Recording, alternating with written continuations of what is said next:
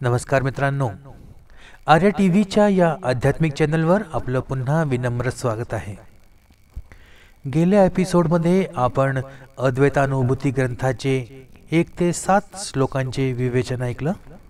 आज आपण 8 ते 14 श्लोकांचे विवेचन ऐकणार आहोत. तर चला आजच्या एपिसोडची सुरुवात करूया. आजचा 8वा श्लोक आहे, कारणोपाधि चैतन्यम कार्यसंस्थाचितोदिकं न घटाम्भ्रान्मृदाकाश कुत्रचिन्नाधिक भवेत्. या श्लोकात अद्वैत वेदांताच्या तत्वज्ञानाचा सखोल विचार मांडलेला आहे. येथे चैतन्य, शुद्ध आत्मस्वरूप किंवा ब्रह्म आणि उपाधी, माया आणि तिच्याद्वारे निर्माण झालेलं जग यांचा परस्पर संबंध समजावून सांगितलेला आहे. या विचाराला स्पष्ट करण्यासाठी घडा आणि आकाश तसेच माती आणि ढग यांचा उपयोग केलेला आहे. कारणोपाधी चैतन्यम, कारण उपाधी म्हणजे मूळ कारण, ज्याला माया म्हणतात. ही माया ब्रह्म चैतन्य बरोबर एकत्र येऊन सृष्टीचं कारण बनते. चैतन्य म्हणजे शुद्ध चेतना जी ब्रह्म आहे. कार्यसंस्था चितोधिकम, कार्यसंस्था म्हणजे सृष्टी, जग, जी उपाधीमुळे नाव, रूप आणि कारण कार्य यांचं भासमान स्वरूप आहे. हे चैतन्य कार्याच्या स्वरूपात अधिक भासतं, पण ते केवळ भास आहे. प्रत्यक्षात चैतन्य कधीही वाढत किंवा कमी होत नाही. न घटा भ्रान्मृदाकाशः कुत्रचिन्नाधिकः भवेत्. जसा घड्यातील आकाश, घटाकाश किंवा ढगामध्ये असलेला आकाश महाकाशापेक्षा वेगळा किंवा अधिक नसतो, त्याचप्रमाणे कार्य किंवा उपाधीमुळे चैतन्य अधिक होत नाही किंवा बदलतही नाही. श्लोकाचा तात्विक पाया असा आहे.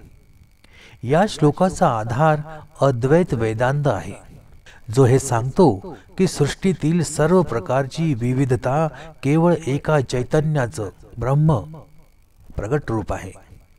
चैतन्य स्वरूप ब्रह्म हे निराकार, निर्विकार आहे, परंतु मायेच्या संपर्काने सृष्टी निर्माण होते. या श्लोकात हे स्पष्ट केले आहे की माया आणि जगाच्या कारण कार्य प्रतिक्रियेमुळे ब्रह्म कधीही अधिक किंवा कमी होत नाही.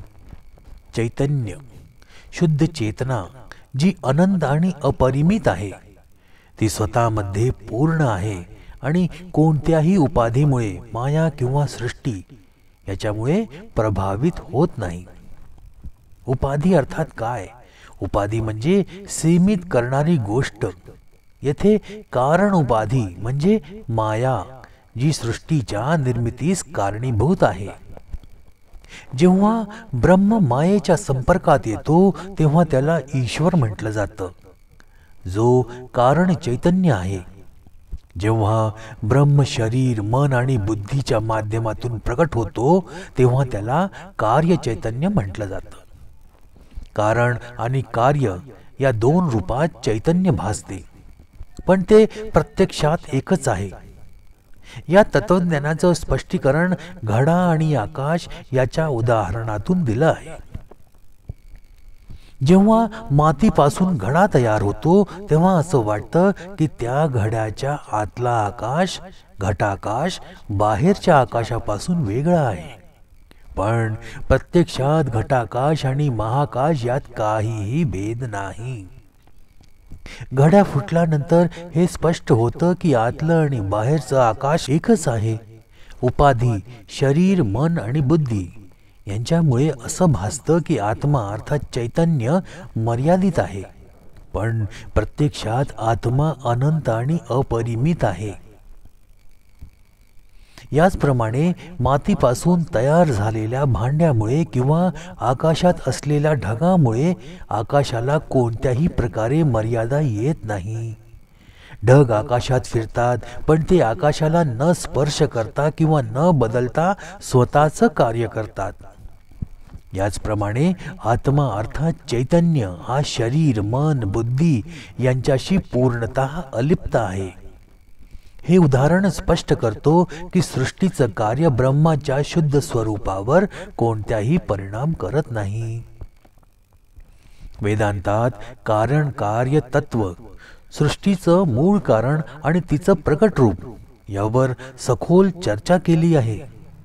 कारण अर्थात ब्रह्म हे सृष्टीचं मूळ कारण आहे. कार्य अर्थात सृष्टी ही ब्रह्माची अभिव्यक्ती आहे. या श्लोकात असं सांगितलं आहे की कार्य अर्थात सृष्टी प्रकट झाली तरी त्याचा कारण अर्थात ब्रह्म कधीही वाढ किंवा घट होत नाही. उदाहरणात पाहिलं तर जसं मातीपासून अर्थात ते कारण आहे, तयार झालेल्या घटामुळे ते कार्य झालं, मातीची मात्रा कमी होत नाही. त्याचप्रमाणे ब्रह्मातून अर्थात कारणातून सृष्टी अर्थात कार्य प्रकट झाल्यामुळे ब्रह्म अधिक होत नाही किंवा कमीही होत नाही. मायेच्या प्रभावामुळे जीवाला असं वाटतं की तो शरीर, मन, बुद्धी एवढा पुरताच सीमित आहे. हा भ्रम उपाधीमुळे तयार होतो. जसं घडा किंवा ढग आपल्याला आकाश सीमित करत असल्याचा भास निर्माण करतात, तसं माया आणि सृष्टी आपल्याला आत्मा मर्यादित असल्याचा भास निर्माण करतात. पण जेव्हा ज्ञानाच्या साह्याने मायेचा नाश होतो तेव्हा ज्ञानी माणसाला हे जाणवतं की आत्मा अनंत आणि अखंड आहे. वेदांतानुसार सृष्टी ही पूर्णतः असत्य नाही आणि पूर्णतः सत्यही नाही, ती मिथ्या आहे. सृष्टी ही केवळ नाव आणि रूप आहे जी चैतन्यावर आधारित आहे.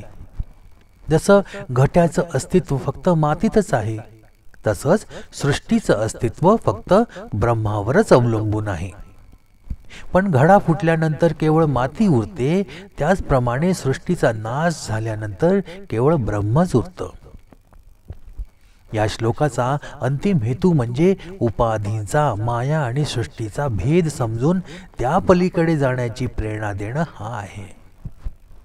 जेव्हा साधक हे जाणतो की मी शुद्ध चैतन्य आहे जे शरीर, मन, बुद्धीच्या पलीकडे आहे, तेव्हा त्याची मुक्ती होते.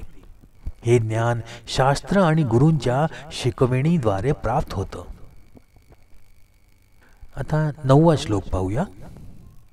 निर्गतोपाधिरापाश एक एव यथा भवेत् एक एव तथात्मायं निर्गतोपाधिका सदा. याचा सोपा अर्थ असा आहे, जसा निर्गत अर्थात मुक्त झालेला आभास, प्रकाश किंवा किरण कोणत्याही बंधनापासून मुक्त होऊन स्वतंत्र असतो आणि तो एकच असतो, तसाच आत्मा देखील सर्व उपाधींना, माया, शरीर, मन, बुद्धी सोडून स्वतःच्या शुद्ध स्वरूपात एकच आणि अखंड असतो. हा श्लोक अद्वैत वेदांताच्या तत्वज्ञानाचा एक महत्त्वाचा भाग स्पष्ट करतो. तो आत्माच्या मूल स्वरूपाचा आणि उपाधीशी बाह्य बंधन असलेल्या नात्याचा शोध घेतो. आत्मा हा शुद्ध चैतन्य आहे जो उपाधींनी व्यापलेला असतो, पण प्रत्यक्षात त्या उपाधीपासून स्वतंत्र आहे. जेव्हा आत्मा उपाधींचा त्याग करतो तेव्हा त्याचं स्वरूप निरंजन अर्थात शुद्ध आणि अखंड उरतं. आता उपाधी म्हणजे काय? उपाधी म्हणजे बाह्य बंधन किंवा सीमा, ज्यामुळे आत्मा मर्यादित वाटते. उपाधी ही मन, शरीर, बुद्धी, अहंकार आणि मायेच्या स्वरूपात असते. उदाहरण, जसं एका काचेच्या तुकड्यावर पडणारा प्रकाश तुकड्याच्या आकारानुसार दिसतो, पण प्रत्यक्षात प्रकाश कधीही सीमित होत नाही.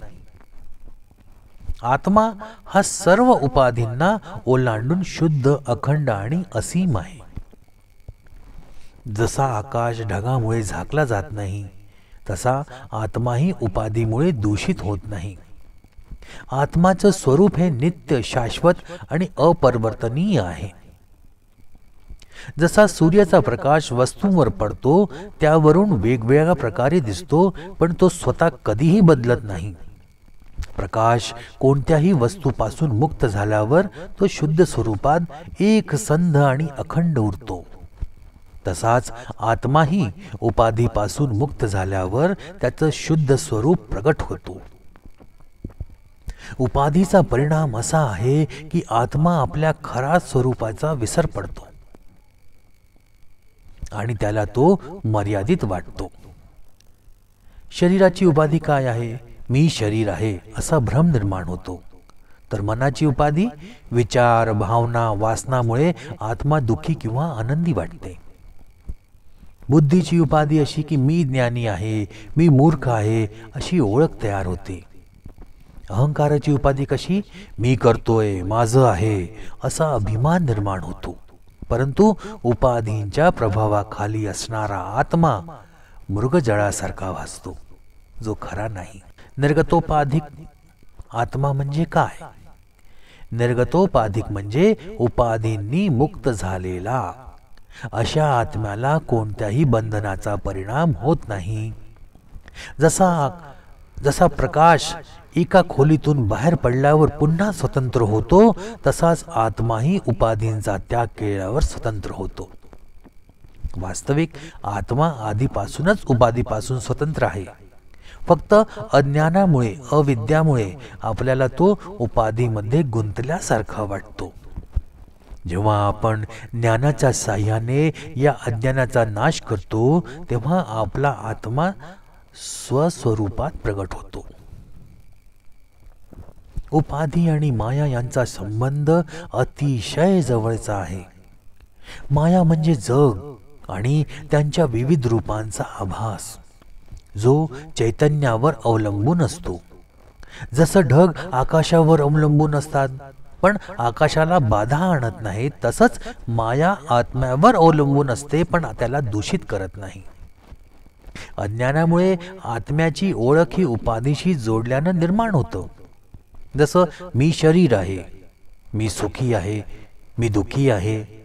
जेव्हा आत्मा स्वतःला या उपाधीपासून वेगळं समजतो, तेव्हा तो मोकळा आणि पूर्ण तत्व बनतो. आत्मा कधीही बंधनात नसतो. त्याचं बंधन हे फक्त अज्ञानामुळे आहे. ज्ञान हे अज्ञानाचा नाश करतं आणि आत्म्याला त्याच्या शुद्ध स्वरूपात प्रगट करतं. ज्ञान म्हणजे आपण शरीर, मन, बुद्धी नाही, तर शुद्ध आत्मा आहे. आत्मा अखंड, असीम आणि आनंद स्वरूप आहे.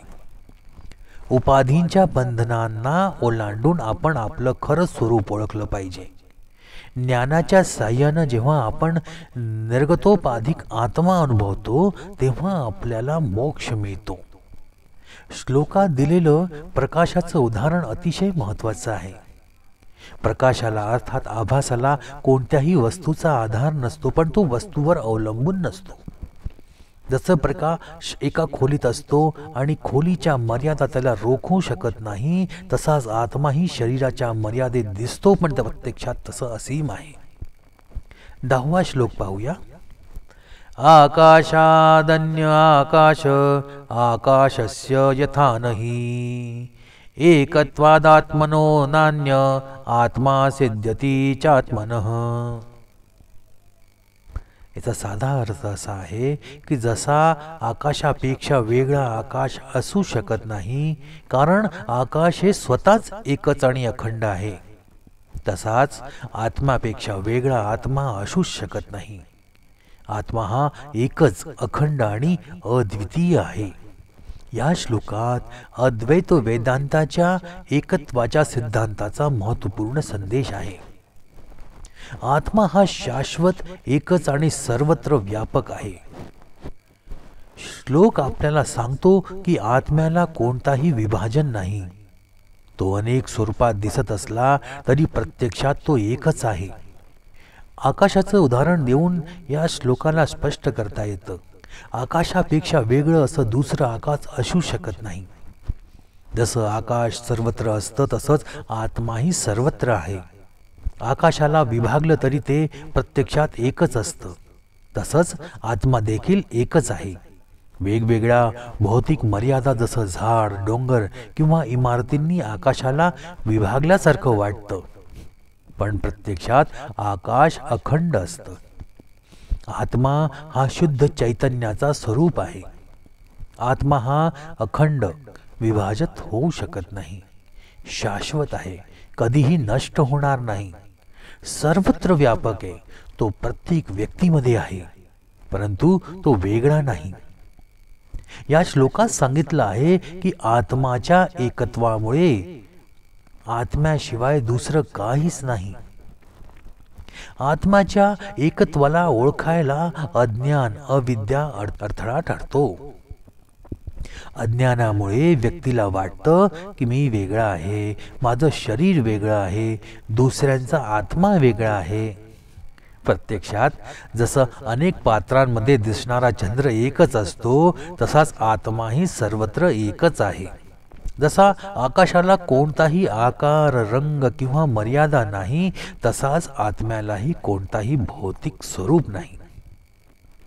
आकाश जसं सर्व वस्तूंमध्ये आहे, पण त्याचं अस्तित्व अद्वितीय आहे, तसाच आत्मा देखील प्रत्येक जीवामध्ये आहे, पण तो अखंड आणि स्वतंत्र आहे.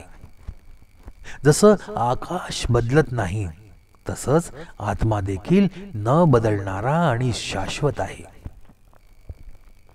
आत्मा एकच आहे याचा अर्थ असा नाही की व्यक्तीमध्ये भिन्नता नाही. भिन्नता ही फक्त उपाधीमुळे, शरीर किंवा मनामुळे दिसते. जसा समुद्र अनेक लाटांमध्ये दिसतो, पण त्याचं पाणी एकच असतं, तसाच आत्माही अनेक जीवांमध्ये दिसतो, पण तो अखंड आणि एकच आहे. शाश्वत सत्य हे आहे की आत्मा हा अद्वैत, दुसरा शिवाय एकमेव आहे. आपण वेगळे नाही, सगळेच आत्म्याच्या एकसंध स्वरूपाचे भाग आहोत. अहंकार, मत्सर, द्वेष ही फक्त अज्ञानाचा परिणाम आहे. आत्म्याचं खरं स्वरूप ओळखल्यावर आपल्याला मी, तू किंवा वेगळेपणा ही भावना संपते. ही जाणीव आल्यावर व्यक्ती शांत, समाधानी आणि मोक्ष प्राप्त होतो. 11वा श्लोक पाहूया. मेघयोगाद यथा नीरम कर्काकारतामियात माया योगा तथैवात्मा प्रपंचाकारतामियात. सोपा अर्थ असा आहे, जसा पाऊस ढगांच्या योगाने थेंबाच्या, कर्काच्या रूपात दिसतो, तसाच आत्मा मायेमुळे प्रपंचाच्या, या जगाच्या रूपात प्रगट होतो. आत्मा हा शुद्ध चैतन्य स्वरूप आहे, पण मायेमुळे तो भौतिक जगाच्या स्वरूपात दिसतो. जसं ढग पावसाच्या पाण्याला थेंबामध्ये भिजवून ठेवतो, तसंच माया आत्म्याला विविध रूपात जीव, जड पदार्थ, प्राणी असं भासवते. जसा पावसाचा पाण्याचा मूळ स्तोत्र एकच असतो, पण तो ढगांच्या माध्यमातून अनेक थेंबामध्ये विभागलेला दिसतो. प्रत्यक्षात पाणी हे एकच आहे, त्याचा विभाजनाचा भास फक्त ढगांमुळे होतो.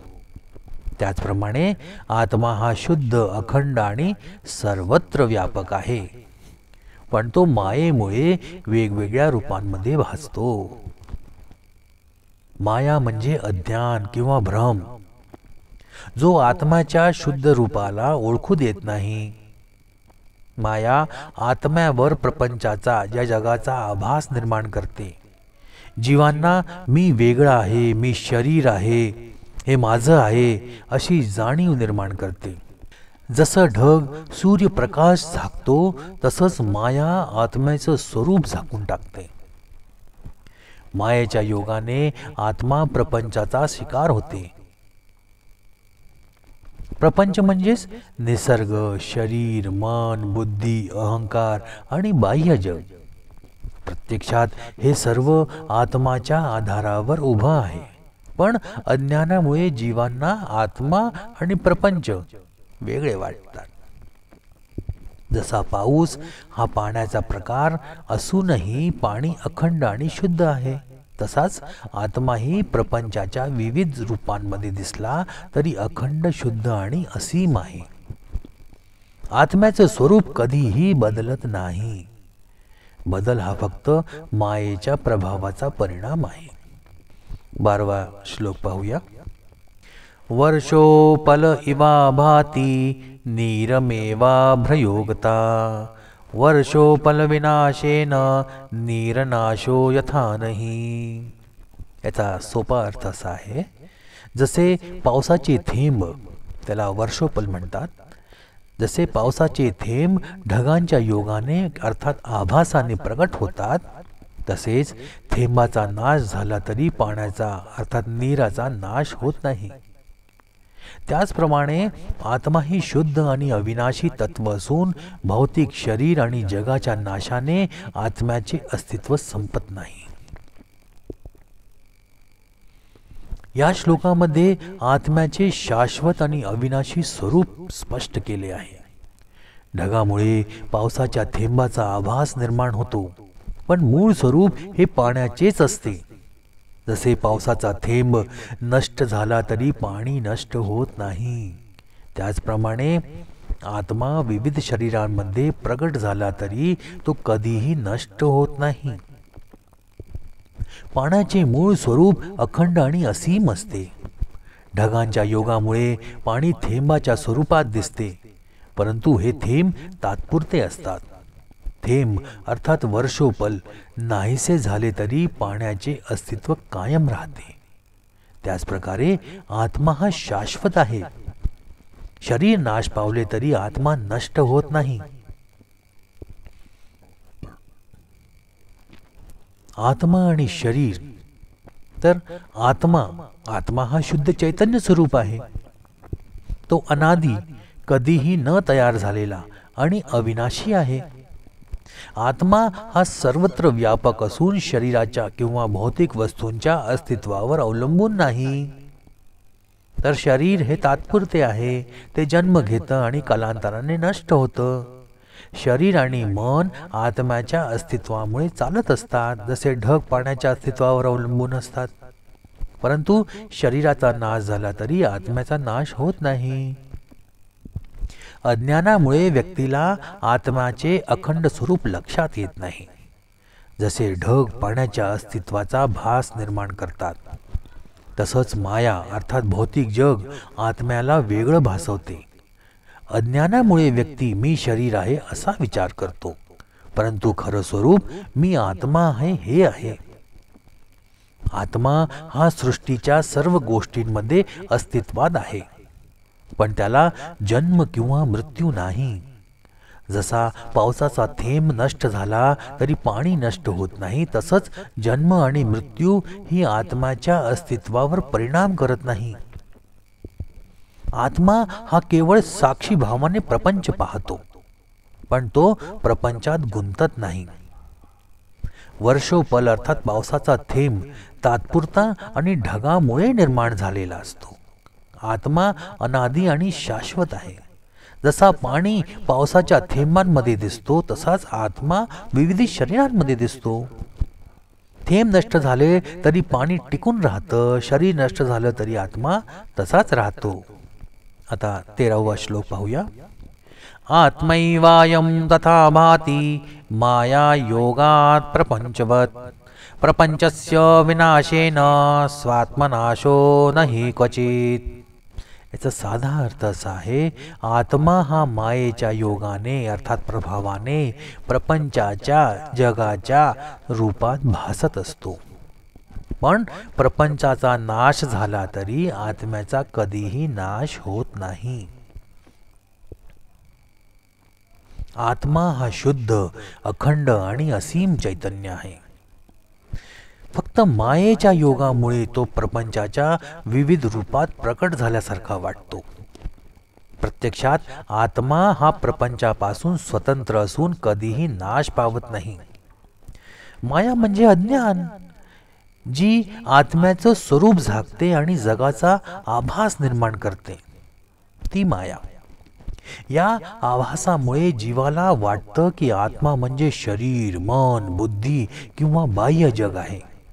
पण प्रत्यक्षात हे सर्व तात्पुरतं असून आत्मा मात्र चिरंतन आहे.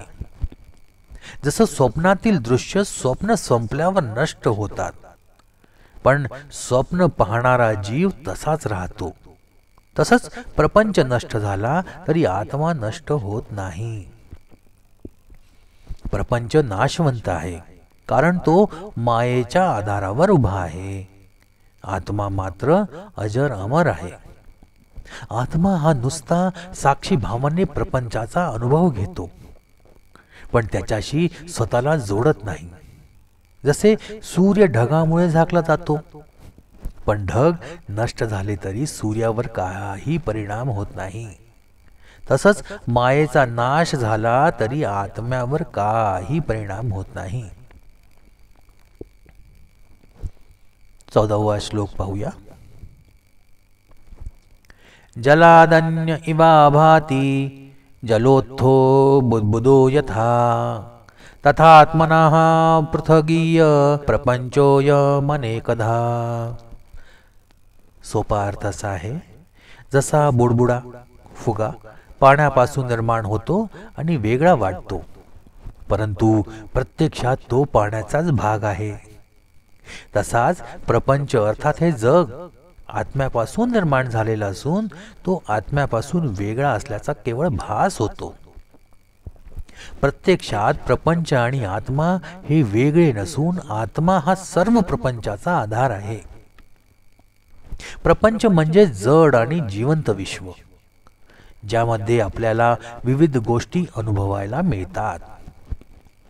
श्लोकात सांगितल्याप्रमाणे प्रपंच हा आत्म्यापासूनच प्रकट होतो, परंतु मायेच्या प्रभावामुळे तो आत्म्यापासून वेगळा असल्याचा भास होतो. प्रत्यक्षात जसे बुडबुडे पाण्याशिवाय निर्माण होऊ शकत नाही, तसेच प्रपंचही आत्म्याशिवाय अस्तित्वात येऊ शकत नाही.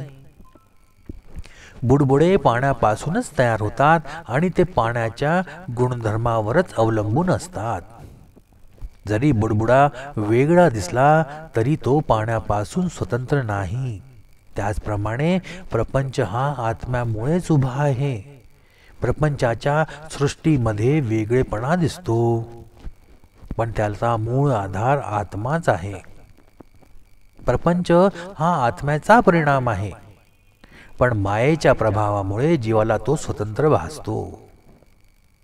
माया म्हणजे अज्ञान, जी प्रपंचाचे स्वरूप आत्म्यापासून वेगळं असल्याचा भास निर्माण करतात. जसे बुडबुड्याचे वेगळे अस्तित्व तात्पुरते असते, तसेच प्रपंचाचे अस्तित्वही तात्पुरते आहे. बुडबुडा जसा नष्ट होतो तरी पाणी नष्ट होत नाही, तसाच प्रपंचाचा नाश होतो, पण आत्मा शाश्वत राहते. आत्मा हा सर्व सृष्टीचा आधार असून अनादी, अविनाशी आणि अखंड आहे. आत्माशिवाय प्रपंचाची निर्मिती होऊ शकत नाही.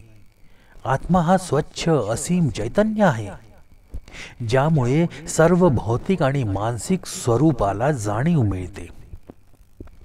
जसे बुडबुडे दिसायला आकर्षक असले तरी ते तात्पुरते असतात, तसेच प्रपंचातील सुख दुःख, ऐश्वर्य आणि शरीरही तात्पुरते आहे.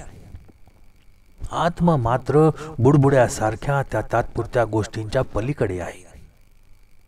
मायेचा प्रभाव हा जीवाला भ्रमात टाकतो की प्रपंचच खरा आहे आणि आत्मा वेगळा आहे.